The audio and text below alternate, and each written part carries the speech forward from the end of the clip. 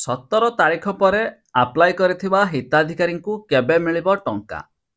ଏହାଛଡ଼ା ଯେଉଁମାନଙ୍କୁ 1 ଟଙ୍କା ଆସିନଥିଲା, ଏମିତିକି 5,000 ଟଙ୍କା ସେମାନଙ୍କୁ ଆସିନାହିଁ, ତେବେ ଏହି ଟଙ୍କା କେବେ ପୁଣି ଆଉ ଏକ ଡେଟ୍ରେ ପାଇବେ?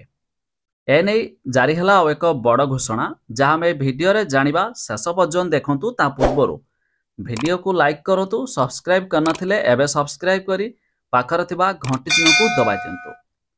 ଦେଖନ୍ତୁ, ଜନତା ମଇଦାନରେ ସୁଭଦ୍ରା ଯୋଜନାର ଶୁଭାରମ୍ଭ କରିଛନ୍ତି ପ୍ରଧାନମନ୍ତ୍ରୀ ନରେନ୍ଦ୍ର ମୋଦି। ନିଜ ଜନ୍ମଦିନରେ ଓଡ଼ିଶାରେ ମହିଳାଙ୍କୁ ବଡ଼ ଭେଟି ଦେଇଥିଲେ ପ୍ରଧାନମନ୍ତ୍ରୀ ମୋଦି। ପିଏମ୍ ଯୋଜନାର ଟଙ୍କା ମଧ୍ୟ ସାଂକ୍ସନ୍ ବି କରିଛନ୍ତି। ତେବେ ସୁଭଦ୍ରା ଯୋଜନାରେ 1 ଟଙ୍କା ପାଇଥିଲେ ଯେଉଁମାନେ, ସେମାନଙ୍କୁ 5,000 ଟଙ୍କା ମଧ୍ୟ ସରକାର ପଠାଇଛନ୍ତି। ହେଲେ ସୁଭଦ୍ରା ଯୋଜନାରେ ଆବେଦନ କରିବା ପାଇଁ ସେଭଳି କୌଣସି ସୀମା ମଧ୍ୟ ନାହିଁ, ଆବେଦନ ସୀମା। ତେବେ ଆଜି ଯେଉଁମାନଙ୍କୁ ପ୍ରଥମ କିସ୍ତି ଟଙ୍କା ମିଳିନାହିଁ, ସେମାନେ ଆବେଦନ କରିଲେ ପରେ ମଧ୍ୟ ମିଳିବ। ଏପରିକି ଯେଉଁମାନେ ପ୍ରଥମ କିସ୍ତି ଟଙ୍କା ନ ପାଇବେ, ସେମାନଙ୍କୁ ପରବର୍ତ୍ତୀ କିସ୍ତିରେ ଏକାବେଳେ 2ଟି କିସ୍ତି ମିଳିବ। ଆବେଦନକାରୀଙ୍କ ନାଁରେ ଆଧାର କାର୍ଡ଼ ଓ କାର୍ଯ୍ୟକ୍ଷମ ବ୍ୟାଙ୍କ ଆକାଉଣ୍ଟ ଥିବା ଆବଶ୍ୟକ। ବ୍ୟାଙ୍କ ସହ ଆଧାର ସଂଯୋଗ ହୋଇଥିବା ଜରୁରୀ। ତା ସହିତ ହିତାଧିକାରୀଙ୍କ ମୋବାଇଲ ନମ୍ବରଟି ମଧ୍ୟ ଆଧାର କାର୍ଡ଼ ସହିତ ଲିଙ୍କ ହୋଇଥିବା ଆବଶ୍ୟକ।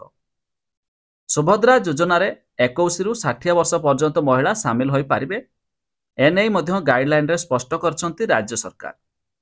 ବର୍ଷକୁ 2ଟି କିସ୍ତିରେ ମହିଳାଙ୍କୁ ଟଙ୍କା ମିଳିବ।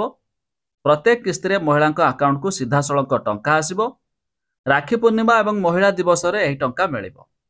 ଯେଉଁମାନେ ଡିସେମ୍ବର ପର୍ଯ୍ୟନ୍ତ ଆବେଦନ କରିଥିବେ, ସେମାନେ ମଧ୍ୟ ପ୍ରଥମ କିସ୍ତିର ଲାଭ ପାଇବେ। ଯେଉଁ ମହିଳାଙ୍କ ଖାତାଙ୍କୁ ପ୍ରଥମ କିସ୍ତି ଭାବେ 5,000 ଟଙ୍କା ଆସିଛି, ସେମାନେ ଦ୍ୱିତୀୟ କିସ୍ତି ଭାବରେ ମାର୍ଚ୍ଚ 10ରେ ଟଙ୍କା ପାଇବେ।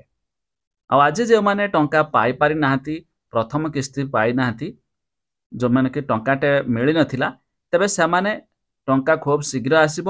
ନ ଆସିଲେ ବି ଦ୍ୱିତୀୟ କିସ୍ତି ଯେତେବେଳେ ମାର୍ଚ୍ଚ 8ରେ ଆସିବ, ଏକାବେଳେ 10,000 ଟଙ୍କା ମଧ୍ୟ ପାଇଯିବେ। ତେବେ ଅଧିକ ଜାଣିବା ପାଇଁ ୱେବସାଇଟ୍ର ଲିଙ୍କ ଆମେ ଡେସ୍କ୍ରିପ୍ସନରେ ଦେଇଛୁ, ଆପଣମାନେ ଯାଇ ମଧ୍ୟ ଚେକ୍ କରିଦେଇ ପାରିବେ।